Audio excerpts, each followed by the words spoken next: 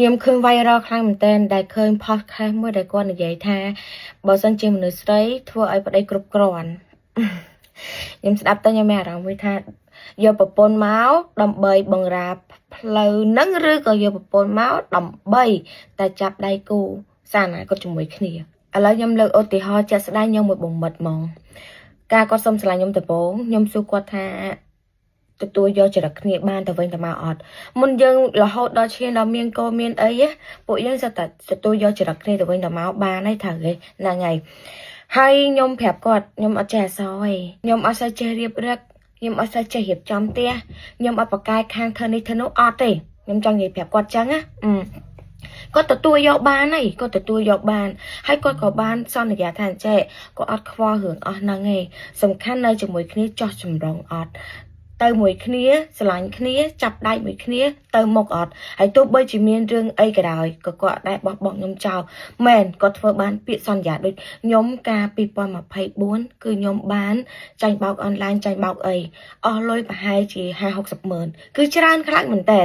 សួរថាប្តីខ្ញុំដែលបន្ទោសខ្ញុំអាម៉ាត់អត់ទេដោយសារតែយើងស្រឡាញ់គ្នាយើងយល់ពីគ្នាយើងដឹងពីគ្នា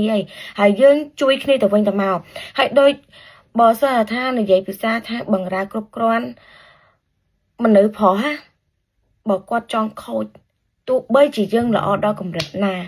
ទោះបីយើងចេះដល់កម្រិតណា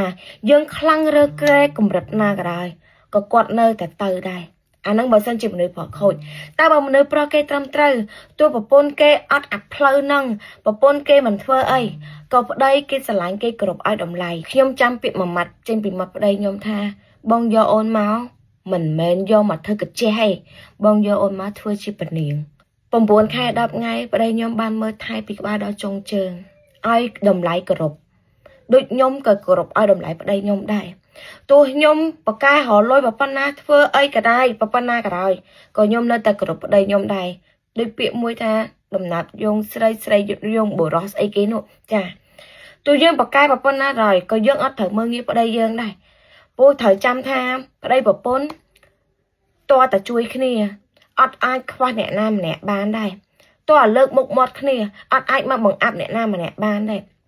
ប្តីប្រពន្ធគឺដៃគូជីវិតកសាងមួយគ្នាអត់មានអ្នកណាខ្លាំងជាងអ្នកណាអត់មានអ្នកណាអស្ចារ្យជាងអ្នកណាអត់មានអ្នកណាលោជាងអ្នកណាគ្មានអ្នកណាអន់ជាងអ្នកណាឯងចឹងនិយាយចឹងហ្នឹងយើងទៅមុខមួយគ្នាគេហៅថាដៃគូជីវិតទៅមុខមួយគ្នាហើយដូចប្តីខ្ញុំមិនដែរចេះមើលងាយប្រពន្ធទេនិយាយតាមត្រង់ហ្មងទោះប្រពន្ធអត់ចេះអក្សរទោះប្រពន្ធមិនឆ្លាតប៉ាកែដូចគេទោះប្រពន្ធមិនសូវស្អាតក៏ដោយហើយគាត់អួតប្រាប់មិត្តគាត់រហូតថាប្រពន្ធគាត់អស្ចារ្យប្រពន្ធគាត់លយកើតកូនភ្លាមធ្វើការពុបអីគាត់អួតខ្ញុំហ្មងអួតពីការអួតលើសសមត្ថភាពចាអាសើប្រពន្ធខ្ពស់ស្អាតទេអត់ទេគាត់ថាប្រពន្ធគាត់ស្អាតប្រពន្ធគាត់លយបណ្ដោយឯនេះអូយបងអើយអួតលើសប្រពន្ធពេកគេហើយតម្រូវការបុរសខ្ញុំមិនដឹងថាត្រូវការស្អីខ្លះទេតែប្តីខ្ញុំមែនមិនដែរចេះចង់បានស្អីឲ្យតែប្រពន្ធល្អឲ្យតែប្រពន្ធស្អាតឲ្យតែប្រពន្ធអស្ចារ្យអាហ្នឹងហើយជាអ្វីដែលគាត់ចង់បានព្រោះគាត់ថាគាត់យកប្រពន្ធមកប្រពន្ធគាត់មានក្តីសុខមិនមែនឲ្យប្រពន្ធមកក្រំគ្រីពិបាកចិត្តខូចចិត្តទេរហូតដល់ឥឡូវខ្ញុំកូនខ្ចីខ្ញុំធ្វើអីគាត់ប៉ះខ្ញុំតាន់បន្តិចគឺគាត់ខ្លាចហ្មងគាត់ខ្លាចប៉ះពាល់អារម្មណ៍ខ្លាចចេះខ្លាចចុះប្តីខ្ញុំគឺអញ្ចឹងហ្មងចាអញនិយាយថា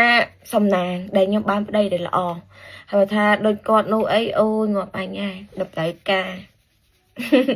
សម្រាប់បងប្អូនអ្នកណាដែលគាត់អត់មករដូវរាំងស្ទះខ្លាំងមែនតើបងប្អូនទាំងអស់គ្នាអាចប្រើប្រាស់ជាមួយនឹងអាស៊ីតបុរាណថ្នាំកមុំម្ដងទៀតបានបងប្អូនណាចា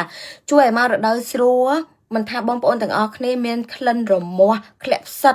មកបញ្ហារោគស្ត្រីក៏បាត់ដែរហើយមួយទៀតបងប្អូនឲ្យធ្វើឲ្យយើងតឹងណាញ់ដំបងពិសេសយើងដូចក្រមុំដែលគេទៅតែដេកហើយចឹងបងប្អូនល្អខ្លាំងមែនតើបងប្អូនណាមួយទីបនេះតម្លៃត្រឹមតែ$15តែប៉ុណ្ណោះហើយប្រើទៅបងប្អូនឲ្យសុំធានាហ្មងថាធ្វើឲ្យដំបងពិសេសយើងមានផាសុកភាពល្អ100%ត្រឡប់មកវិញភ្លាមតែម្ដងបងប្អូន